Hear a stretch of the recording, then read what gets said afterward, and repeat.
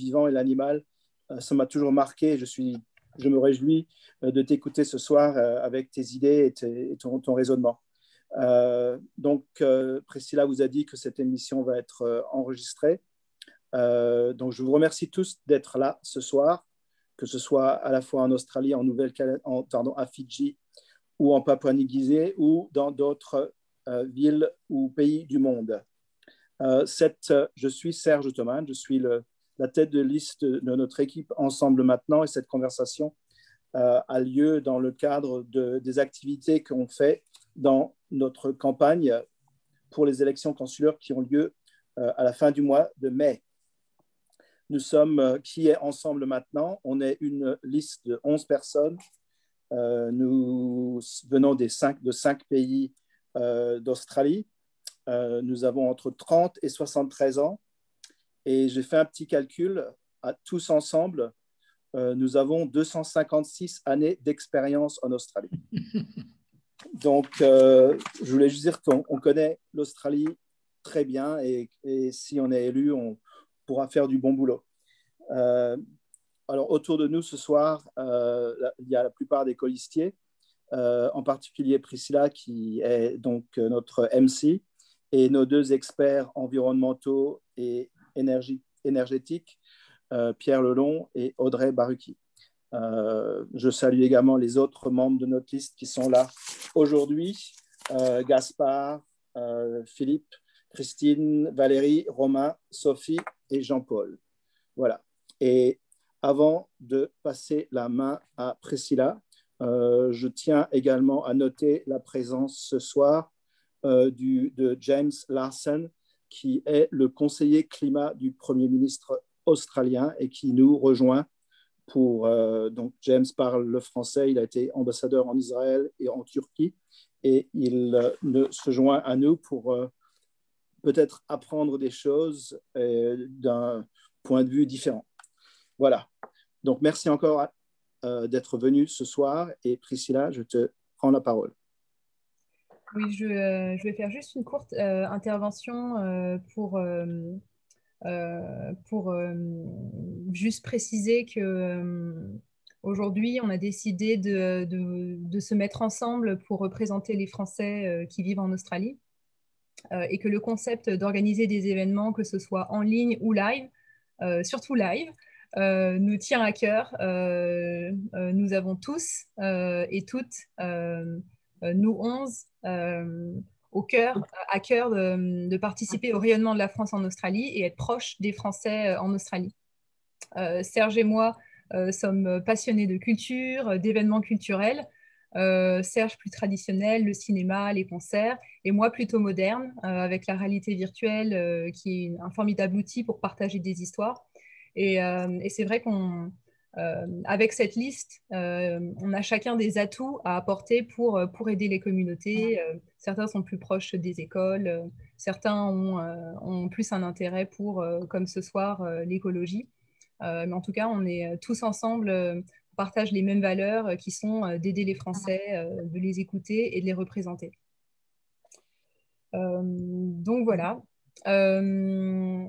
L'introduction de Yann. Alors, je vois que Yann est en mute. Est-ce que, Yann, vous êtes toujours avec nous? Oui, oui, bien sûr. Je vais vous demander de vous présenter succinctement et ensuite, on va commencer. Audrey va prendre la parole et pouvoir commencer les questions. S'il vous plaît, n'hésitez pas à mettre vos questions sur le chat. Les questions vont être monitorées et on va essayer de les introduire au fur et à mesure pendant la conversation. Donc, n'hésitez pas à participer sur le chat. Bon, alors, la parole est à moi, c'est ça? Oui, voilà, c'est ça. Yann, pouvez-vous vous présenter, très s'il bien. vous plaît? Très bien. Ben, merci beaucoup et merci de m'avoir convié à votre causerie de fin de journée chez vous, puisque ici à Paris, il est midi. Et très content de discuter avec cette équipe qui est celle dans laquelle se trouve Serge Thomas, que je connais aussi depuis quelques temps et avec qui nous dialoguons souvent d'affaires à la fois de protection de la nature, des animaux, mais aussi d'affaires alsaciennes, parce que nous avons quelques racines communes. Nos noms respectifs le trahissent. Alors, je suis, moi, depuis 2 ans et demi maintenant, ambassadeur de France à l'environnement. Pour vous décrire un petit peu ce que c'est que cette fonction qui n'existe pas dans tous les pays, c'est une fonction diplomatique, évidemment. Le titre d'ambassadeur de France est à prendre de manière tout à fait basique, comme j'ai le même titre et le même rang, entre guillemets, protocolaire, si je puis dire, qu'un ambassadeur de France à l'étranger. Simplement, au lieu de représenter la France auprès d'un pays étranger, je représente la France auprès de la communauté internationale, on va dire, mais uniquement sur une seule thématique qui est l'environnement, alors qu'un ambassadeur à l'étranger représente le gouvernement français sur toutes les thématiques. Voilà, d'ailleurs, on appelle souvent les ambassadeurs des ministres plénipotentiaires, c'est-à-dire qu'ils ont une fonction voilà, de pouvoir gérer tous les sujets. Alors que moi, c'est que sur l'environnement. Alors, pour être plus précis encore, c'est l'environnement avec une priorité très marquée sur les enjeux qui ne sont pas les enjeux climatiques, qui sont souvent un petit peu les enjeux dont tout le monde parle. On ne parle d'ailleurs que de ça. Et nous, on a souhaité de mettre l'accent sur des sujets qui sont pas du tout moins importants et qui, à mon avis, doivent même devenir aussi importants que les enjeux climatiques, qui sont les enjeux de biodiversité, de protection de la nature, de protection des espaces naturels. Hein, au fond, quand on parle d'environnement, c'est-à-dire ce qui nous entoure, c'est une mauvaise définition des choses parce qu'en réalité, on l'a oublié à force de s'en être extrait, mais le mot sapiens, l'humanité, fait partie intégrante de la planète et de la biodiversité. Il n'y a pas d'un côté nous et de l'autre côté, comme si c'était des voisins, tout le monde sauvage. On en fait intimement partie et on l'a malheureusement oublié. Donc voilà qui je suis, voilà ce que je fais. Mon rôle au quotidien, c'est évidemment de suivre pour l'essentiel de mon travail les négociations internationales qui sont directement liées aux questions d'environnement et en l'occurrence plus spécifiquement de protection de la nature. On a un rendez-vous important qui a été reporté de 2020 à 2021 qui se tiendra en octobre 2021 en Chine, qui est la Convention biodiversité. Pour vous reciter un petit peu ce que c'est que cette Convention biodiversité, il y a eu en 1992 un grand sommet international, un sommet de la Terre. En théorie, il y a tous les 10 ans un tel sommet de la Terre. En 1992, c'était à Rio. Le tout premier était en 1972 à Stockholm. Et il y en a eu un à Johannesburg aussi qui a été assez médiatisé. Ils ne sont pas tous autant médiatisés. Mais celui de Rio était particulièrement important en 1992 parce que c'est à l'occasion de ce sommet de la Terre qui a regroupé tous les pays de la planète que ces mêmes pays ont décidé de lancer 3 conventions environnementales majeures, 3 traités internationaux qui ont abouti à ces conventions. La convention climat, la célèbre convention climat dont tout le monde parle, elle est née en 1992, et aussi 2 autres conventions qu'on appelle les 3 conventions, on les appelle les 3 conventions majeures internationales sur les questions d'environnement. Donc la deuxième convention dont on parle moins, c'est la convention biodiversité, et la troisième convention dont vraiment on parle encore beaucoup moins, c'est la convention désertification, qui c'est vrai est un peu plus ciblée sur certaines parties de la planète qui sont sujettes à désertification, mais elle a peu à peu, et c'est aussi dans mon domaine de compétences d'ailleurs, elle a peu élargi ses missions sur la lutte contre la dégradation des terres. Donc on peut élargir le sujet au-delà de la question désertique. En tout cas, la Convention biodiversité est une convention majeure au même titre que la Convention climat. Et en 2015, la Convention climat, les fameux accords de Paris, qui ont fait beaucoup parler d'eux, était un moment important parce qu'en fait, il s'agissait de renouveler le cadre international de lutte contre le changement climatique. Et donc, en 2015, on a adopté les accords de Paris qui valent jusqu'en 2025. Ça fonctionne par tranche de 10 ans. Et pour la Convention en biodiversité, de la même manière, 2020 était la fin d'une décennie d'existence de la dernière Convention biodiversité. Donc 2021, là, à la fin de cette année, on va renégocier un nouveau cadre, une nouvelle entente internationale pour lutter contre la perte de biodiversité. Et donc, la Convention biodiversité de cette fin d'année, elle a le même statut en termes d'importance qu'avaient les accords de Paris de 2015. Donc, simplement, c'est un autre sujet, c'est la biodiversité. Voilà, alors je ne sais pas ce que vous voulez que je fasse exactement. Est-ce que vous voulez que je continue à dire plein de choses sur le contexte environnemental ou est-ce que vous voulez procéder par une série d'échanges, de questions-réponses sur les sujets qui vous intéressent? Vous me dites, je suis à votre disposition. On a préparé, bonsoir Yann, je m'appelle Audrey, je fais partie de la liste aussi. On a préparé quelques questions. Donc justement, on va aborder avec vous. On n'a pas énormément de temps et c'est des sujets qui demandent quand même pas mal de profondeur. Donc sur les sujets de biodiversité, et puis Pierre, qui fait partie de la liste aussi, a préparé quelques questions au niveau de l'énergie, qui est plus son domaine. Donc si vous êtes d'accord, je vais vous introduire quelques concepts, ou en tout cas vous parler un petit peu de la biodiversité et des problèmes de déforestation ici en Australie, et peut-être aboutir sur une question s'il n'y a pas d'autres questions dans la salle, parce que j'imagine que tout le monde aussi a des questions à vous poser, donc je n'ai pas forcément envie de monopoliser trop la parole. Donc pour ceux qui ne me connaissent pas, moi je m'appelle Audrey, je suis en Australie depuis 12-13 ans, je travaille pour une entreprise australienne qui développe des technologies d'amélioration de l'environnement pour l'industrie, dont le captage de carbone. Et donc, via ma carrière et puis mes envies personnelles, si vous voulez, de développement, je me suis vachement rapprochée des problèmes de biodiversité surtout et de déforestation.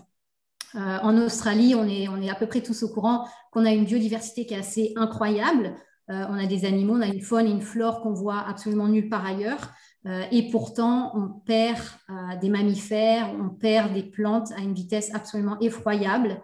En 2018 ou 2019, on a perdu un petit rongeur qui vivait sur la barrière de corail. Et cet événement-là, il était assez important parce que le gouvernement australien a mis du temps à le reconnaître, a mis du temps à reconnaître cette extinction. Et cette extinction était la première extinction de mammifères dans le monde liée au changement climatique. Donc c'était un événement assez incroyable. Maintenant, je me suis intéressée à l'extinction des mammifères en Australie. Encore une fois, on n'a pas forcément le temps de rentrer dans les détails, mais les graphes et les stats sont assez effrayants. Et pourtant, on continue à dégrader les habitats naturels, on continue à défricher à une vitesse qui est absolument incroyable pour un pays aussi développé que l'Australie. Et donc, pareil, en essayant de ne pas trop monopoliser la parole, on détruit les forêts. On détruit les forêts surtout pour faire de l'agriculture animalière. C'est une grosse partie, c'est une des plus grosses raisons de la déforestation en Australie. Et quand j'ai regardé, parce que je me suis quand même intéressée à la consommation de la viande en Australie et pourquoi on avait besoin d'autant déforester. L'Australie est le deuxième plus gros mangeur de viande de la planète avec les US. Les derniers chiffres, c'est 94 kilos de viande par jour et par an. C'est 250 grammes par jour par personne. C'est absolument énorme. Et donc, il faut de l'espace. Il faut de l'espace pour cette agriculture-là. Et donc, ma question, Yann, parce que j'imagine que les solutions, c'est compliqué, mais ma question, c'est comment on aborde ces sujets-là dans cet environnement où les gens mangent 250 grammes de viande par jour, dans un environnement où il y a encore beaucoup de climato-sceptisme, dans un environnement où la législation, on en a parlé avec Jean-Claude, où la législation en termes de protection de la biodiversité et de la protection de l'environnement se fait au niveau étatique et pas national, où les choses ne sont pas forcément assez contrôlées. Comment on s'y prend? Les réactions qu'on a souvent quand on parle de climat, quand on parle de perte de la biodiversité, c'est soit le choc, la panique, qui n'est pas forcément très constructif parce que la panique et dans la panique et la peur, on ne fait pas grand-chose. Soit la théorie de l'autruche, on met la tête dans le sable et on ne veut pas en parler parce que c'est trop compliqué, parce que ça nous fait peur. Et donc souvent, en travaillant justement dans ce milieu-là, je trouve compliqué d'avoir des débats constructifs avec mon prisme de lecture qui reste quand même assez français, européen. En France, on mange environ, je ne sais pas exactement les chiffres, mais en Espagne, j'ai regardé les chiffres étaient à 32 kilos par personne par an, donc c'est quand même 3 fois moins pour la consommation de viande. Donc on est quand même plus, j'ai l'impression, on est quand même plus au cœur de ces problèmes de changement climatique, de ces problèmes de perte de la diversité. Et donc souvent, en tout cas c'est le cas pour moi, je me sens un peu désorientée quant à la façon d'aborder ces sujets avec mes collègues et avec mes amis australiens. Donc voilà.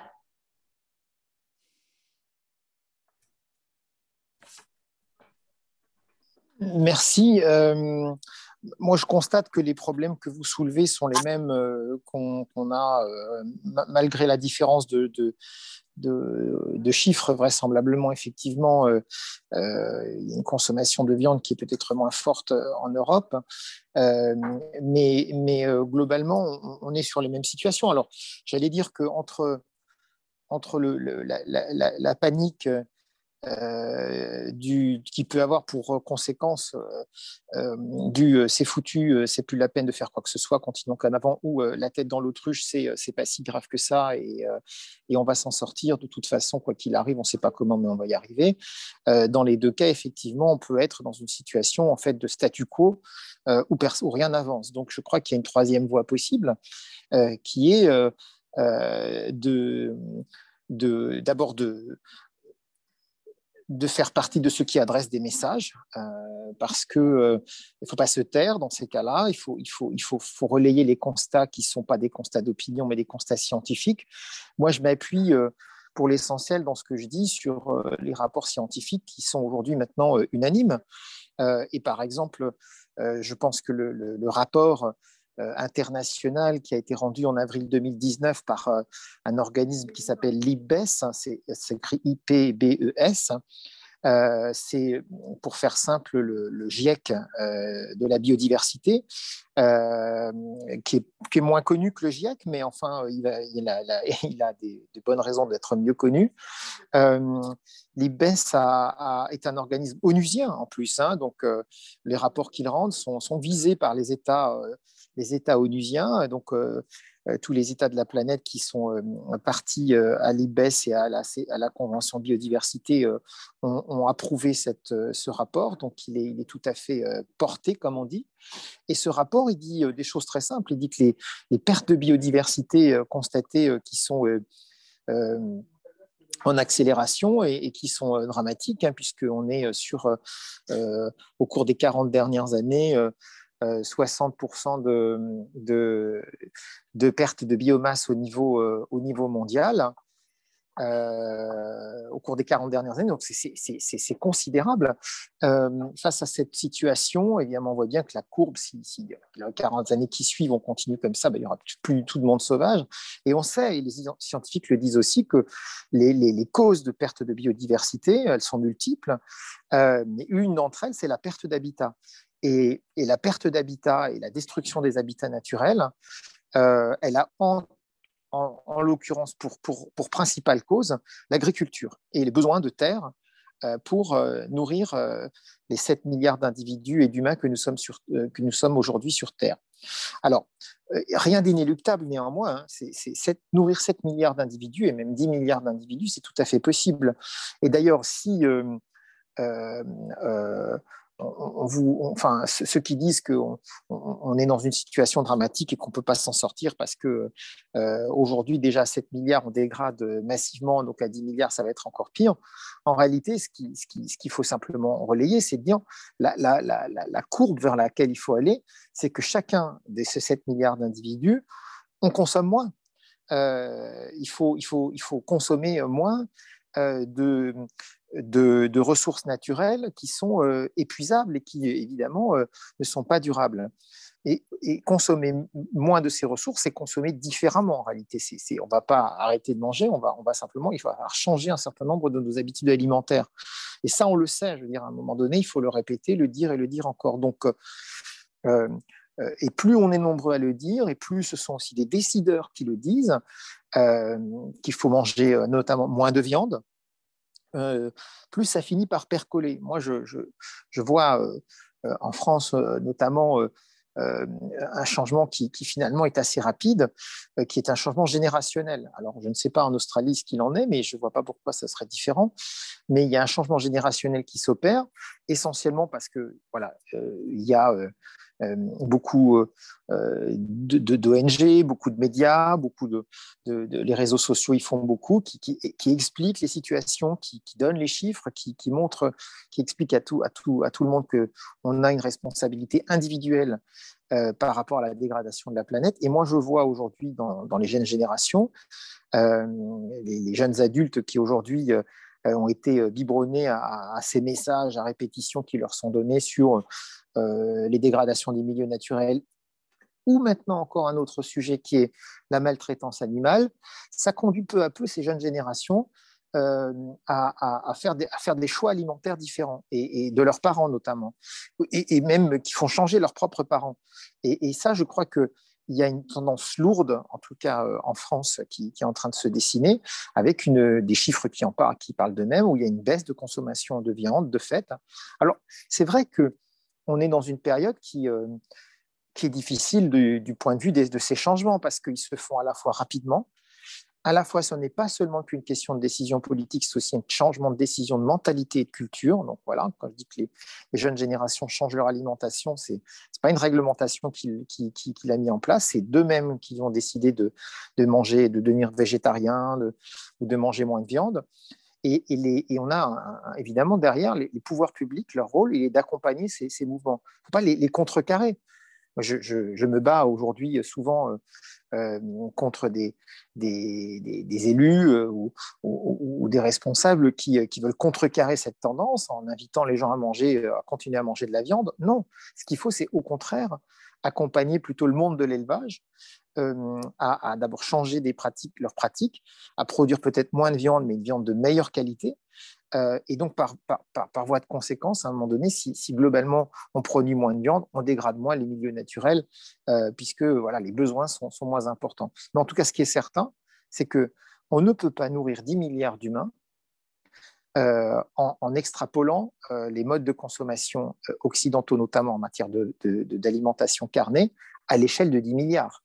Aujourd'hui, ça n'est viable, ça n'est pas viable, mais on tient à peu près... la planète tient à peu près, arrive à peu près, et encore très très mal, à subvenir à ses besoins, parce qu'il n'y a finalement que les États-Unis, l'Australie et l'Europe qui mangent comme ça. Et si tous les 7 milliards d'humains sur Terre mangeaient autant de viande, ce serait le collapsus immédiat. Donc, on voit bien que ce n'est pas viable et ce n'est pas durable. Donc, il faut que, d'une certaine manière, les pays riches donnent l'exemple, réduisent leur consommation carnée. Au passage, on a tout le corps médical qui est avec nous quand on dit ça. Parce que dans les pays occidentaux, les maladies cardiovasculaires et les maladies, on va dire, de pays riches sont principalement dues à une surconsommation carnée. Donc, moi, je n'ai pas de problème à dire ça, et je pense que derrière, on a tout un système à faire évoluer. Bien sûr, il faut le faire, encore une fois, en accompagnement du monde de l'élevage, en accompagnement de tous les professionnels qui doivent changer. Mais je crois que le mauvais chemin, il serait de soutenir artificiellement. C'est vrai dans ce domaine-là, mais c'est vrai dans beaucoup d'autres domaines industriels. Quand on parle de transition écologique et environnementale, c'est bien pour ne pas faire continuer comme avant, c'est changer. C'est pas maintenir les choses qui sont impactantes de la planète, c'est changer. Le terme de transition a un sens. Et ça veut donc dire passer d'un état à un autre. Et donc, il faut bien le définir et appeler un chat un chat et préparer les esprits à ces changements. Merci, merci Yann. Je pense que je suis d'accord avec vous qu'il faut garder un état d'esprit assez positif sur ce qui se passe et se dire que les choses vont doucement changer. Et c'est vrai que c'est vrai qu'ici en Australie, comme j'ai dit, surtout avec un héritage culturel français, un prisme de lecture français, il y a des fois des choses qui sont assez choquantes, difficiles à comprendre. Et le débat est un peu difficile aussi, en fait. Mais ça, je suis tellement d'accord avec vous. Je pense que qu'on soit en France ou qu'on soit ici, les débats sur les questions de changement climatique, quand il s'agit de changer la façon dont on vit de tous les jours, de nos habitudes, de ce qu'il y a dans nos assiettes, etc., notre confort, ce n'est pas forcément des débats qui sont faciles à avoir avec personne. Je vais laisser potentiellement la parole à Priscilla, parce que je crois qu'il y a quelques questions qui, je trouve, qui sont très intéressantes, surtout la question sur le Pacific Island Forum. Donc, Priscilla, tu veux bien proposer à Yann une des questions, parce que je pense que ce serait intéressant de couvrir une des questions qui a été posée.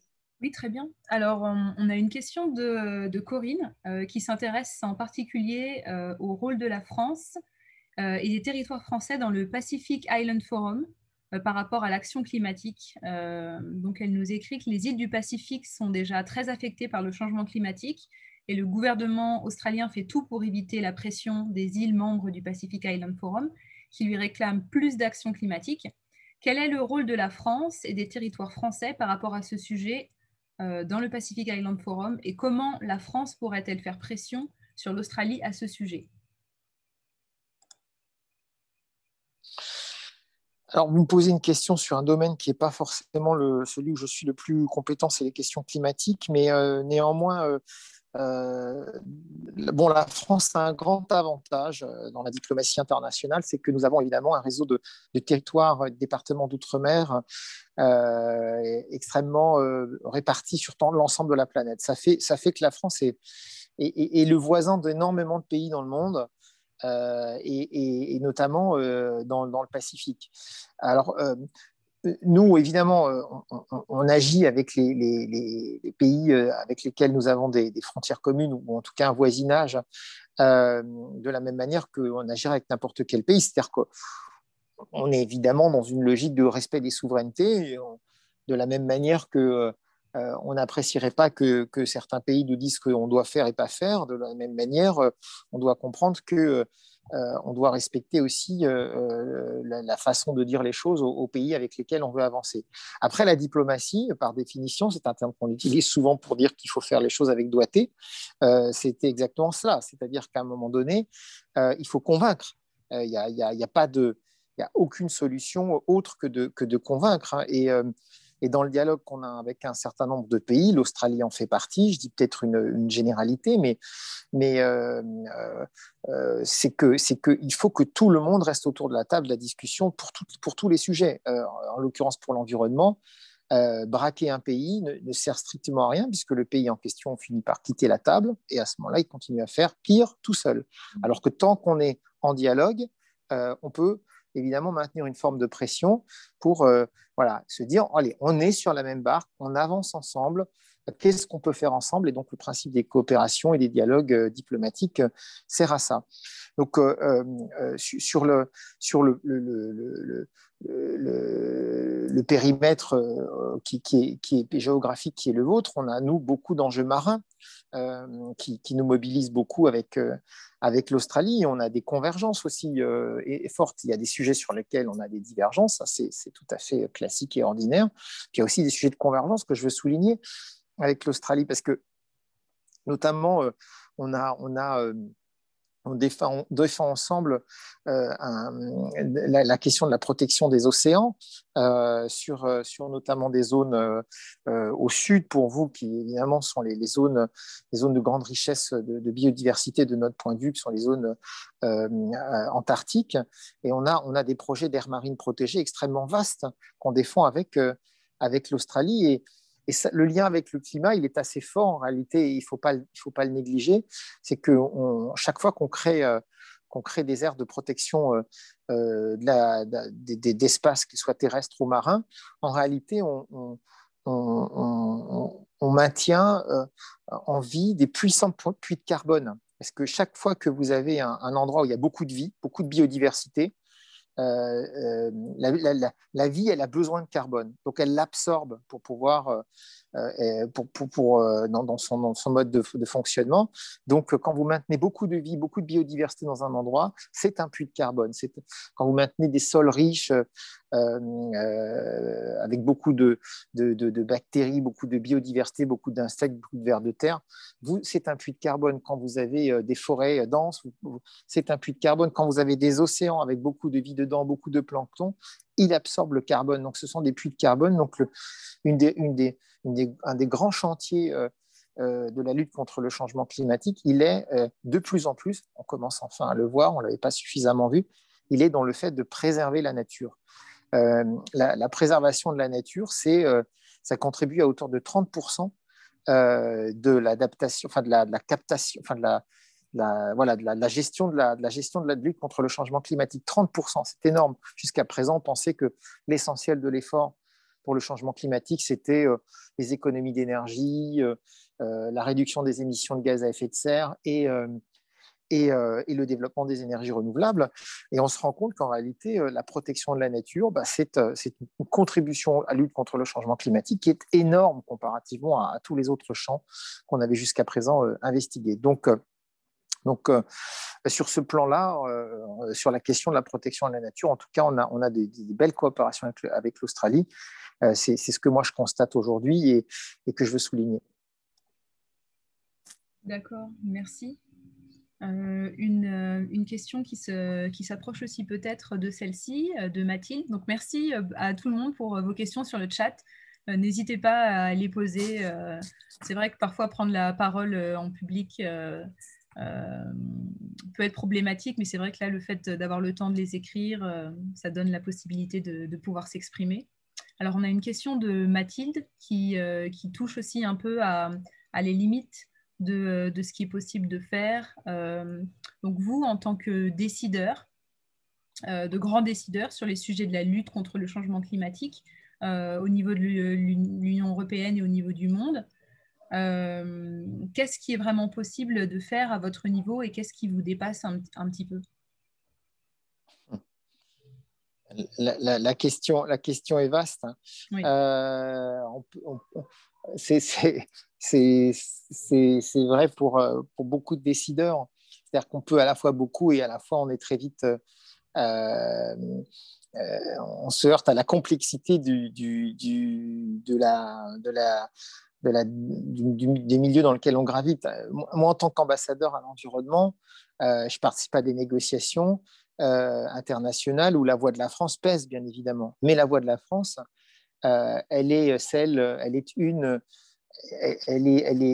voilà, on est au Conseil de sécurité de l'ONU, ça fait de nous un pays qui pèse énormément, on est un pays aussi riche, donc on est un grand bailleur de fonds à l'échelle internationale, donc on a aussi toute cette manne financière qui nous permet d'agir concrètement dans un certain nombre de pays en développement qui sont par ailleurs très souvent des pays où les enjeux environnementaux sont extrêmement importants. Et puis en même temps, la France est un pays qui est membre de l'Union européenne, donc on est très dépendant de la décision commune qui doivent nécessairement être prises quand on va dans des négociations internationales en commun avec nos 26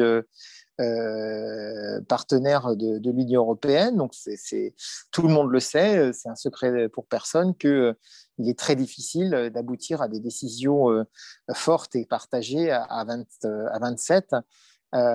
Et que ça, c'est une difficulté pour la France et pour l'Union européenne quand on est face à des pays tout aussi importants que peuvent être les États-Unis en richesse et en poids politique ou des pays comme l'Australie. C'est que eux, ils parlent d'une seule voix, ils décident tout seuls de leur politique étrangère, ils n'ont pas besoin de la mettre en commun avec 26 autres États pour pouvoir se mettre d'accord. Donc c'est une vraie contrainte, ça, hein, le fait d'être dans l'Union européenne. Et en même temps, à la fin, quand tu as une position commune de l'Union européenne, c'est une véritable force. C'est une force de frappe énorme. Je vous donne l'exemple, par exemple, d'une convention à laquelle moi je suis un petit peu attaché parce qu'elle marche bien et elle est efficace pour la protection de la nature. C'est la convention CITES, qui, pour ceux qui ne la connaissent pas, est la convention qui régit le commerce international des espèces en danger. C'est elle qui décide le classement d'espèces en disant cette espèce-là est très en danger, il faut la protéger. Donc on classe toutes les espèces qu'on a pu répertorier régulièrement. Tous les 2 ans, on réunit cette convention et on décide. Ce qui est important, c'est à savoir, c'est que l'Union européenne, en fait, même si on doit parler d'une seule voix, néanmoins on pèse 27 voix. À la fin du vote. Quand il y a un vote dans une convention, il n'y a pas une seule voix qui vient remplacer toutes les voix des États membres. Les États membres gardent leur souveraineté en termes de voix, mais simplement, il y a un vote commun qui est fait lors des conventions comme la CITES. Et quand vous pesez 27 voix dans le concert des nations, en réalité, si vous enlevez ceux qui ne votent pas, ceux qui ne sont pas présents, ceux qui n'ont pas d'avis, etc., 27 voix, ça devient absolument prépondérant. Et quand l'Union européenne est favorable à un classement d'espèces à la CITES, eh bien, cette espèce est classée.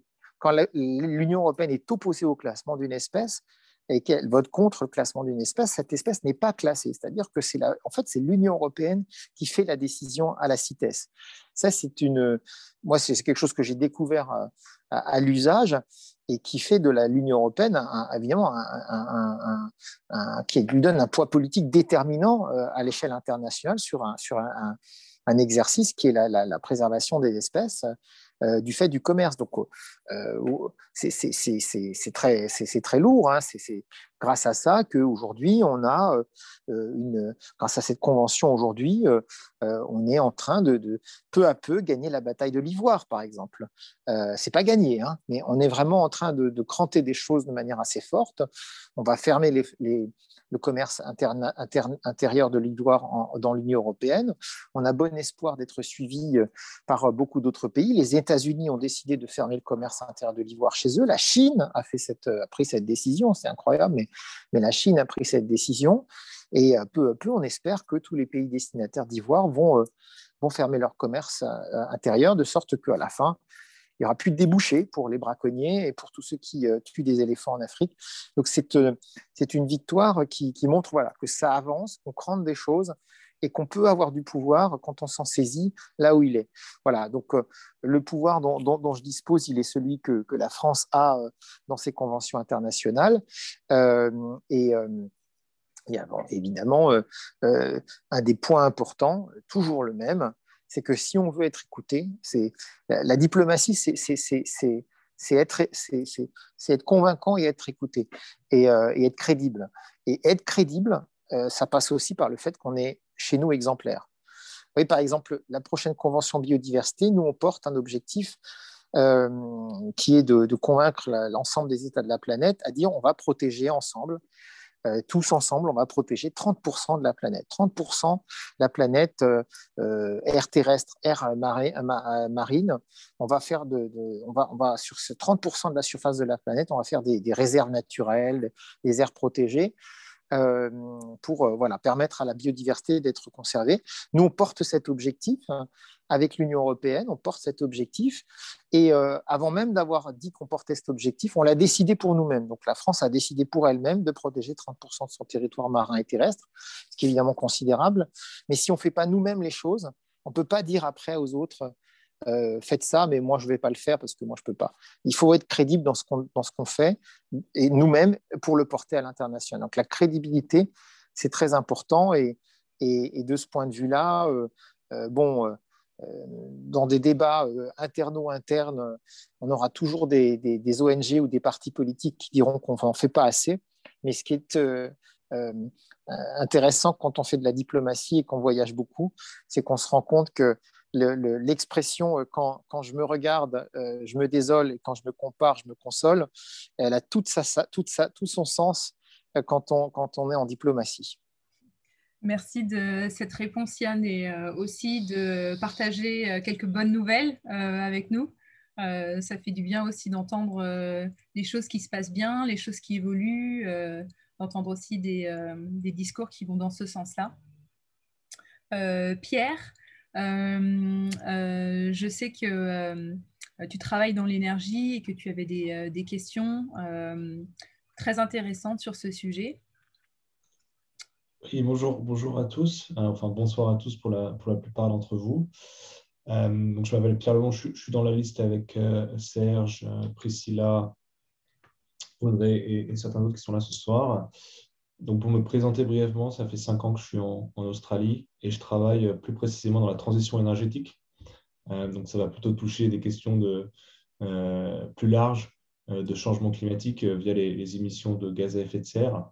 Donc, je comprends qu'Yann, ce n'est pas ton domaine de prédilection, mais ma question sera quand même sur ce sujet-là, mais d'un point de vue assez large. Je ne sais pas si vous avez vu récemment, mais je crois que c'était cette semaine, l'État du Victoria a annoncé une nouvelle cible de réduction de leur gaz à effet de serre et ils veulent réduire leur niveau à 30% d'ici à 2025 par rapport au niveau de 2005 et 45-50% d'ici 2030. Un des problèmes, c'est que si on en croit un rapport qui a été fait par le gouvernement il y a environ 2 ans, donc il n'est pas tout à fait récent, si l'État du Victoria atteint 45% en 2030, l'État aura déjà utilisé tout le budget carbone pour s'aligner sur un objectif mondial de 1,5 degré. S'il atteint 60% en 2030, il devra atteindre zéro émission en environ 2035, donc net zéro carbone. Et je parle du Victoria, qui est en gros le premier de la classe en Australie sur ces questions-là, après peut-être Canberra. J'espère que le chat de Serge aime bien ma question. Pour arriver à ces niveaux de réduction, le Victoria et l'Australie devront réduire leur dépendance très importante à l'électricité charbonnée. Et ça pose des problèmes techniques importants sur le système, aussi sur les coûts de l'électricité. Et je voudrais avoir votre avis, Yann, sur cette situation et aussi en parallèle avec ce qui se passe en France, où il y a un mix qui est relativement décarboné grâce au nucléaire. Et je sais qu'il y a beaucoup de détraqueurs du nucléaire parmi les défenseurs de l'environnement. Donc, je suis juste curieux d'avoir votre avis sur la situation de l'Australie et celle de la France et la comparaison entre les deux dans l'objectif de réduire les émissions de gaz à effet de serre.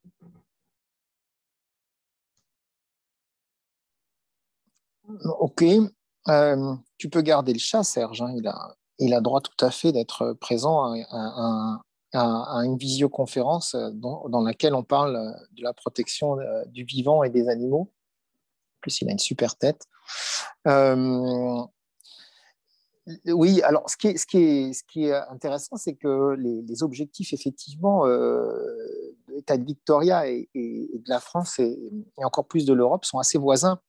Donc, on est en train de tous converger vers ces objectifs. Moi, je suis toujours d'accord qu'on aille vers des ambitions renforcées. Après, je me pose toujours des questions multiples, mais qui visent simplement à ne pas être trop dans la déception et qu'on se donne les moyens de ces ambitions. Ah ben d'accord, maintenant il y a il y a une ménagerie chez Serge. Donc, ce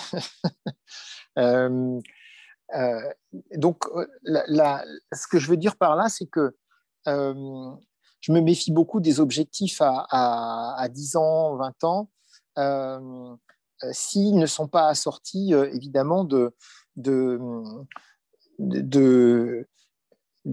premiers résultats attendus rapidement pour être dans la courbe. Parce que quand je regarde, moi, la courbe de réduction des émissions de gaz à effet de serre de la France et de l'Union européenne au cours des des dernières décennies. Alors, en Europe et en France, on a baissé, hein, on a vraiment baissé les émissions de gaz à effet de serre, mais c'était de l'ordre de 1% par an à peu près.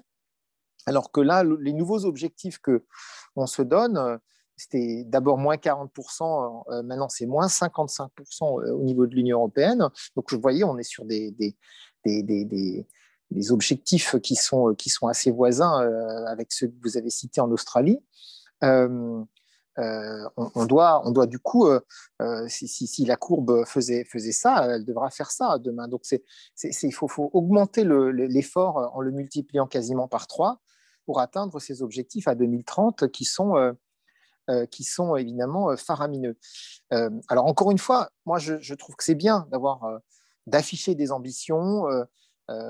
Tous les États de la planète ont signé un accord en 2015 à Paris, les accords de Paris qui nous engagent sur 2100, sur l'année 2100, et à chaque fois que on le peut, on a des rendez-vous internationaux où chaque pays doit dire bon ben voilà, moi je renforce encore mes engagements, je renforce encore mes efforts pour être au rendez-vous, parce qu'en 2015, on l'a un peu oublié, mais en 2015 aux accords de Paris, la totalité des engagements des États n'était pas suffisant pour atteindre pour respecter l'accord de Paris. Donc il avait été décidé à l'époque que pour atteindre vraiment les objectifs de l'accord de Paris, il fallait que chaque pays régulièrement revienne devant la communauté internationale pour dire bon ben voilà, moi je rehausse mon ambition pour éviter la hausse de température à 1,5 degré.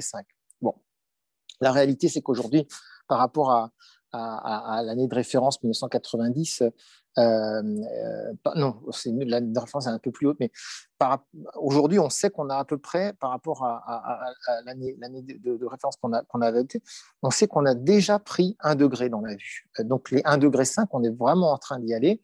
Ce que je veux dire par là, c'est que c'est comme pour la biodiversité.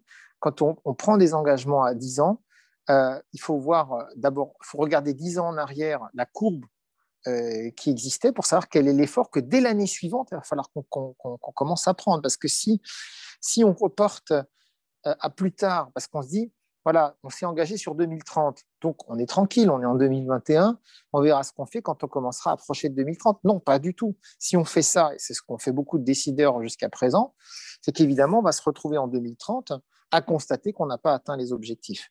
Et ça, on le fait tous les 10 ans, ça, de constater qu'on n'a pas atteint les objectifs de la convention qu'on a signée 10 ans plus tôt. Sauf que ce ne sont plus les mêmes dirigeants, ce ne sont plus les mêmes décideurs. Évidemment, on n'a pas de compte on n'arrive pas à demander des comptes à ceux qui s'étaient engagés 10 ans plus tôt. Donc, il faut, quand on prend une décision comme ça, je crois que, moi j'insiste toujours beaucoup là-dessus, c'est que c'est bien, mais il faut tout de suite dire, dès l'année prochaine, voilà ce que je vais faire concrètement pour commencer le chemin, parce que si je ne commence pas à marcher, je n'atteindrai jamais le sommet. Donc, ça, c'est très important. Alors, dans votre question, il y a du coup, effectivement, c'est quoi les solutions concrètes qu'on met en avant. Donc, effectivement, les pays qui sont très dépendants au charbon, ça, c'est clair, le charbon est un puissant émetteur de gaz à effet de serre, c'est le plus puissant émetteur de gaz à effet de serre. Donc ça, en Europe, on a vraiment un programme aujourd'hui, en France notamment aussi, vraiment de suppression de toutes les centrales à charbon qui sont très émettrices de gaz à effet de serre. Après, beaucoup de débats se focalisent sur l'électricité. En pensant que c'est la résolution de la production électrique qui va résoudre notre problème d'émissions de gaz à effet de serre. Donc, je ne sais pas d'où ça vient, cette histoire, mais l'électricité, dans la plupart des pays, ça ne constitue qu'une part assez faible de la consommation énergétique dans les pays de la planète et du monde. Le gros de la consommation énergétique dans la plupart des pays, France y compris, c'est les liquides, c'est pas l'électricité, c'est donc principalement le pétrole. Donc c'est le pétrole qui alimente aujourd'hui qui alimente notre besoin énergétique de manière très très très très majoritaire. En France, la consommation électrique, c'est l'usage énergétique, enfin les besoins énergétiques sont couverts par l'électricité à hauteur d'1/4 seulement de nos besoins. Tout le reste, c'est c'est d'autres énergies, notamment et surtout le pétrole. Donc, il faut aussi qu'on s'attaque à la réduction des besoins en pétrole. Et donc, là, c'est plus compliqué, donc c'est les voitures. Alors, vous allez me dire, justement, on est en train de passer progressivement des voitures pétrole à la voiture électrique. Ce n'est pas sans poser de problème, parce que, évidemment, ça veut dire que derrière, il faut produire plus d'électricité pour faire rouler les voitures. Et ça, c'est une vraie charge, on n'a pas la réponse aujourd'hui à comment on va produire demain plus d'électricité pour faire rouler les voitures. Et puis, on a toute la consommation qui aujourd'hui est celle des bâtiments et de l'industrie. Là aussi, la conversion pour se passer du pétrole, pour passer à d'autres modes d'énergie, c'est compliqué. Et en fait, je trouve qu'on oublie un peu trop rapidement dans beaucoup de pays le vrai levier qu'il faut vraiment actionner de manière beaucoup plus importante qu'on ne le fait aujourd'hui, qui est le levier de l'économie d'énergie.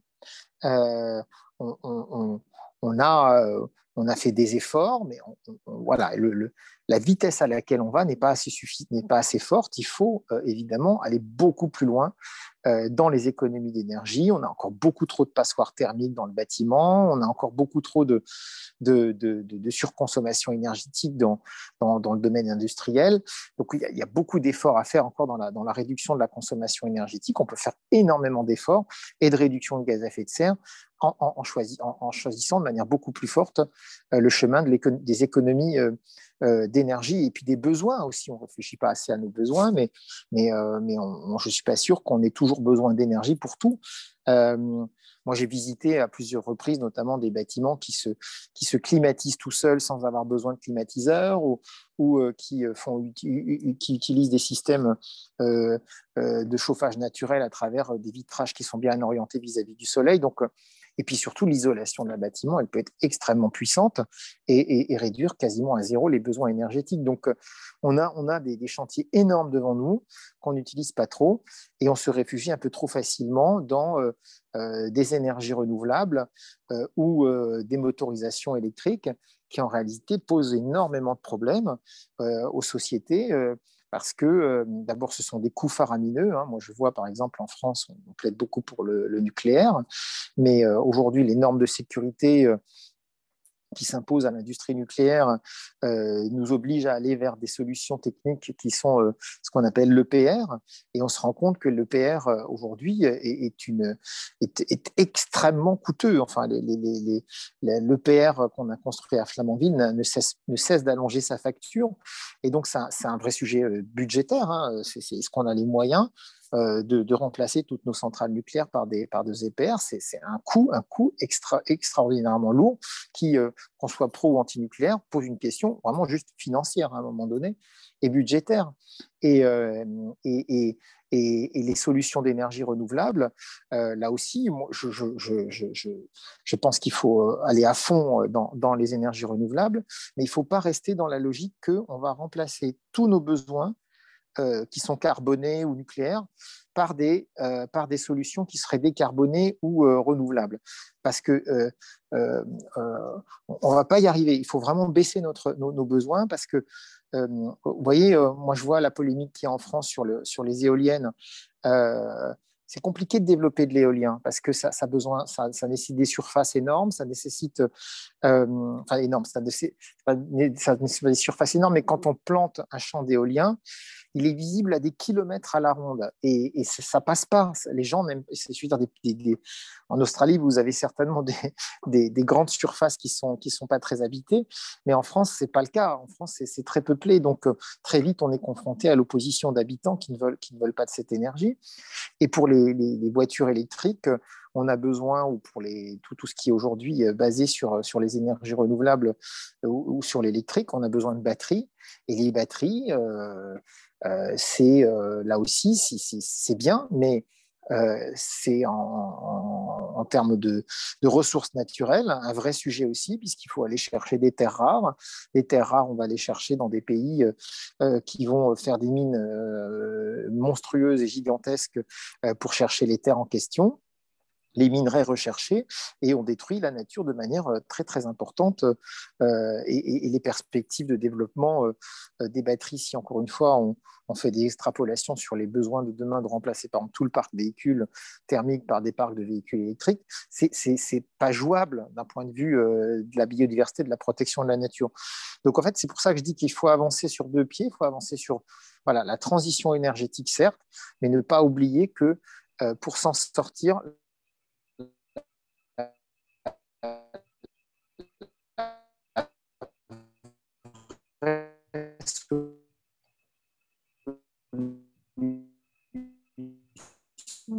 Père Yann, non? Il y a un petit problème de connexion. Petit problème de connexion. Et en fait, cette question, Yann répond aussi à une autre question. Une autre question qu'on a reçue de Maurice qui justement avait des questions sur les batteries, à métaux liquides, ah bon sur l'hydrogène. Donc en fait, le chemin qu'a pris la réponse pendant le freeze correspond à une question qu'on avait aussi en ligne sur les batteries au lithium qui polluent beaucoup. Je vais juste interrompre 2 secondes sur ces idées de transition énergétique. Je pense que la situation de l'Australie est assez différente de la situation de l'Europe en termes d'espace, d'ensoleillement. Donc, je pense qu'il y a vraiment l'opportunité de faire une vraie transition énergétique ici. Je pense qu'il y a un changement, un petit peu comme on a parlé des assiettes et de notre nourriture. Je pense qu'il y a un changement des mentalités qui se fera peut-être sur 1 ou 2 générations. Est-ce que ce ne sera pas trop tard? C'est un autre débat, mais en tout cas, il y a un changement des mentalités quant à notre électricité, quant à notre consommation de pétrole, etc. Donc, je pense que ça change tout doucement. Par contre, un des gros problèmes de l'Australie, c'est on dépend quand même très largement du charbon et du pétrole et du gaz. Le PNB de l'Australie, c'est 70% des ressources minières, du mining. Et donc ça pose vraiment un problème parce qu'on ne consomme pas toutes ces énergies fossiles en Australie. Une grande partie est exportée et donc est consommée à l'extérieur de l'Australie. Et donc la question que je me pose souvent, c'est qu'est-ce qu'on fait quand une grande partie de notre PNB repose sur ces exports-là et qu'on n'est pas forcément, oui, dans un sens, on n'est pas forcément responsable pour ces émissions-là. On a sorti les énergies fossiles du sol, mais on ne sera peut-être pas forcément ceux qui les brûleront. Mais quelle est la part de responsabilité d'un pays comme l'Australie dans ces exports-là? Et c'est des débats qui sont assez, encore une fois, potentiellement, on n'a pas forcément le temps de se plonger dedans ce soir, mais en tout cas, c'est des débats qui sont assez intéressants par rapport à la transition énergétique en Australie. Donc, il y a la partie transition énergétique, qu'est-ce qu'on peut faire, comment on peut faire évoluer les mentalités. Et puis, il y a aussi la partie, une grosse partie de notre richesse ici, elle est basée sur l'industrie minière et une grosse partie de cette industrie minière, elle part à l'export. Comment on fait? Parce que là, pour le coup, on ne parle plus du tout de transition énergétique, mais aussi de transition économique. Et ça pose des problèmes qui, je pense, sont vraiment très propres à l'Australie. Parce que on veut changer, mais il faut complètement révolutionner l'économie australienne pour pouvoir assurer cette transition. Oui, alors c'est tout l'intérêt d'être dans le cadre de conventions internationales, c'est-à-dire qu'en fait, on essaie d'embarquer toute la communauté internationale dans le même train et de faire intégrer par tous les pays du monde, même ceux qui peuvent en être les plus réticents, parce que justement, ils ont une économie qui est très basée sur l'usage des énergies fossiles ou d'autres ressources naturelles qui dégradent l'environnement. On a des difficultés sur L'huile de palme en Indonésie ou en Malaisie, c'est pareil. Hein. Ils ont basé leur économie sur une production d'une huile végétale qui sert en partie à rentrer dans nos moteurs, alors qu'en théorie, ça devrait être un biocarburant, mais enfin, ça détruit les forêts tropicales en Asie du Sud-Est. Donc, beaucoup de pays sont dans la réticence par rapport à réduire, évidemment, et à changer de modèle économique. Mais le fait qu'on est embarqué dans le même train, qu'on est embarqué dans la même logique, on s'engage tous de la même manière, fait que tout le monde est obligé de réfléchir à ce qui va se passer demain. Et vous avez peut-être noté que vous avez aujourd'hui, y compris des pays très producteurs de pétrole, que sont les pays du Moyen-Orient.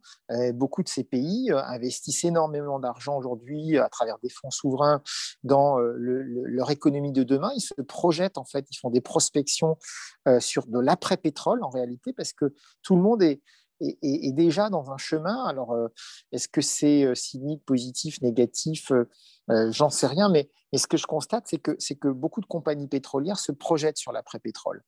Il y a à la fois l'idée qu'il n'y en aura pas éternellement, il y a l'idée que voilà, on est dans une transition aujourd'hui dans tous les pays du monde pour décarboner nos économies, et donc beaucoup de pays exportateurs d'énergie fossile, même s'ils continuent de vouloir en exporter parce que ça rapporte évidemment des deniers, se rendent bien compte que c'est une économie dont les jours sont comptés en réalité. Donc, mais encore une fois, ça n'est possible ça. C'est pour ça que moi je plaide beaucoup pour ces conventions internationales qui souvent sont très décriées. On en dit, on n'en sort rien, ça marche pas, etc. C'est à la fois vrai et à la fois, il ne faut pas perdre de vue que ça nous laisse tous dans un train et dans un train qui va dans le même sens. Parce que s'il n'y avait pas ces conventions internationales, chacun aurait son propre train, sa propre direction, sa propre façon de voir, et on pourrait avoir des parties entières du monde qui nient la question climatique et qui nient la question de la perte de biodiversité et qui feraient n'importe quoi, alors que là, on est vraiment dans un minimum de discours commun qui dit quand même une chose essentielle, c'est que il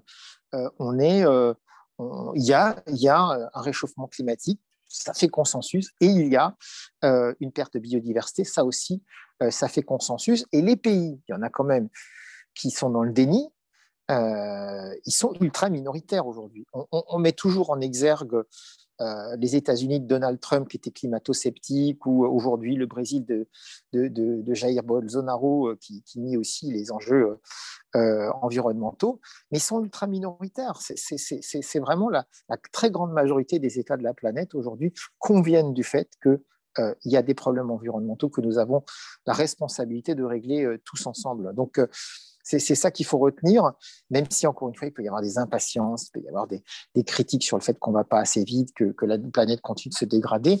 Moi, je constate simplement que si on se replaçait dans une échelle de temps quelque peu différente, la planète a 4 milliards d'années, Homo sapiens a 300 000 ans et on a inventé l'agriculture il y a 5 000 ans. Donc, si on se replace sur des échelles de temps un peu différentes, on peut voir que on a la prise de conscience écologique, elle se fait depuis une 50aine d'années, et que c'est très très court, et qu'on est vraiment en train d'aller à toute vitesse dans cette prise de conscience et dans les décisions, et avec des générations nouvelles qui arrivent, de gens qui ont aujourd'hui entre 20 et 30 ans, demain ce seront les décideurs qui prendront les décisions de demain.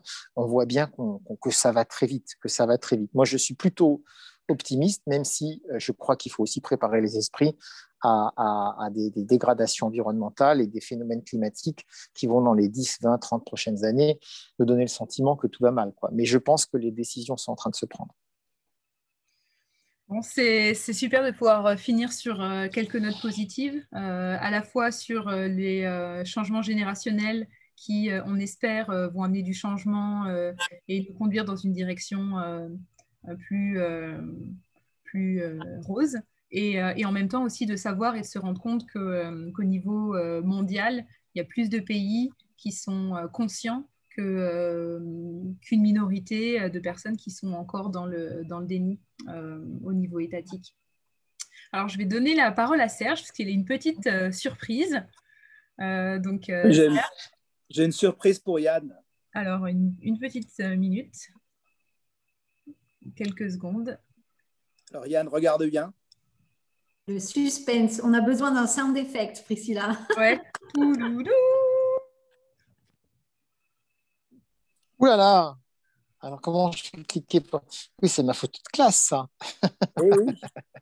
C'était au lycée Fustel de Coulanges à Strasbourg. Bah, dis donc, comment tu as trouvé ça où? C'est incroyable. Il y a Laetitia, une de tes copines de classe, elle vit à Melbourne.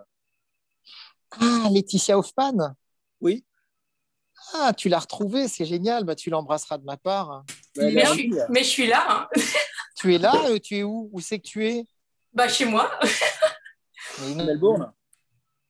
Elle est à Melbourne et elle fait de superbes chocolats. Et tout le monde là pour essayer Ah, Laetitia, mais oui, je te vois, mais tu n'as pas changé du tout. Pas toi non plus. Hein. Je te reconnais, je reconnais ton sourire, je reconnais ta voix, c'est incroyable. Bah ouais, c'est pareil, ça va dans le même sens. Alors j'ai une question pour Laetitia. Est-ce que Yann était un bon élève et est-ce qu'il était déjà un fan de la nature? Ben oui, mes souvenirs sont parfaits quoi, avec le profil de Yann aujourd'hui. Quoi. Donc Yann était un bon copain qui avait beaucoup d'humour et qui était déjà proche des sujets écologiques de l'époque. Quoi. C'est ce que j'en ai, c'est les souvenirs que j'en ai gardés. Quoi.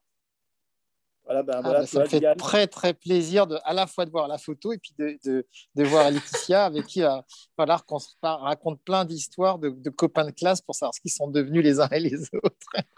J'ai quelques nouvelles de Joël en particulier et de Laure.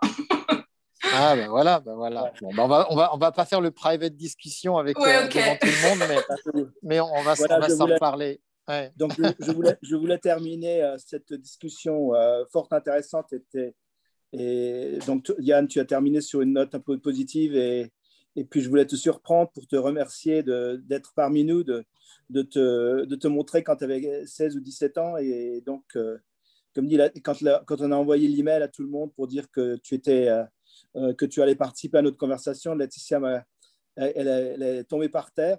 Et donc, le monde est quand même très petit. Quoi. Donc, c'est dingue, hein. C'est absolument dingue. Ouais. Ça me fait vraiment plaisir, vraiment. Donc, voilà. Donc, encore une fois, Yann, merci d'avoir consacré 1 heure de ton temps à notre groupe et à l'Australie et aux autres. C'était une conversation passionnante et je sais qu'on pourrait en parler encore pendant plusieurs heures. Malheureusement, on n'a pas le temps.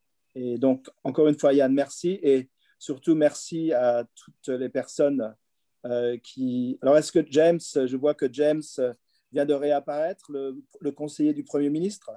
Tu le vois, Yann? Je cherche, je balaye tous les participants.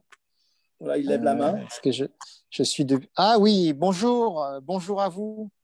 James, le micro. Vous n'avez pas votre micro. Bonjour, ça va? Merci beaucoup. C'est très, très intéressant.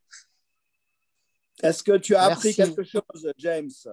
Bien sûr, et j'ai entendu avec ma fille qui comprend français très, très bien. Ah, très bien. Bon, on se reparlera, j'espère. James m'a déjà demandé pour ton numéro de téléphone. Donc oui, avec grand plaisir. Alors, comment est-ce que l'Australie est vue depuis la France pour toutes ces questions environnementales? Eh bien, j'ai rencontré il y a 1 mois de ça la nouvelle ambassadrice d'Australie à Paris, qui est très, très, très motivée et désireuse de travailler avec la France sur les questions de biodiversité, de climat, d'océan. Et notamment, on a beaucoup reparlé de ce projet de d'aires marines protégées en Antarctique, qu'on appelle en jargon international la CAMLAR. Et on est sur la même longueur d'onde avec l'Australie là-dessus pour gagner ce combat de protéger.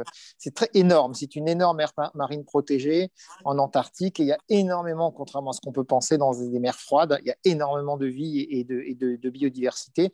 On a malheureusement besoin de convaincre les Russes et les Chinois. Mais allez, j'ai bon espoir qu'on finisse par y arriver main dans la main avec l'Australie. Et maintenant, les États-Unis qui sont revenus dans le giron des pro-environnement après l'ère Trump, qui était un peu une période noire. Mais voilà. Voilà. Encore une fois, merci à tous d'être venus ce soir nous rencontrer. Merci à Priscilla, merci à Pierre, merci à Audrey et d'avoir animé le débat. Et on en aura d'autres. Et bonne soirée ou bonne journée à tout le monde. Oui, merci à tous ceux qui ont posé des questions. La vidéo sera disponible ou la rediffusion de cette vidéo sur le compte YouTube de Ensemble Maintenant. Si vous avez d'autres idées d'événements, contactez-nous. Donc, contactez-nous sur notre adresse email, sur nos comptes sur les réseaux sociaux, sur Facebook, via notre site. N'hésitez pas. On a hâte d'organiser plus de choses avec vous et avec toute la communauté française. Voilà. Ensemble Maintenant, c'est surtout voilà, des gens proches de vous. Voilà. Merci tous. Merci. Merci Yann. Merci à tous. Au revoir. Au revoir à tous. À bientôt. Au revoir.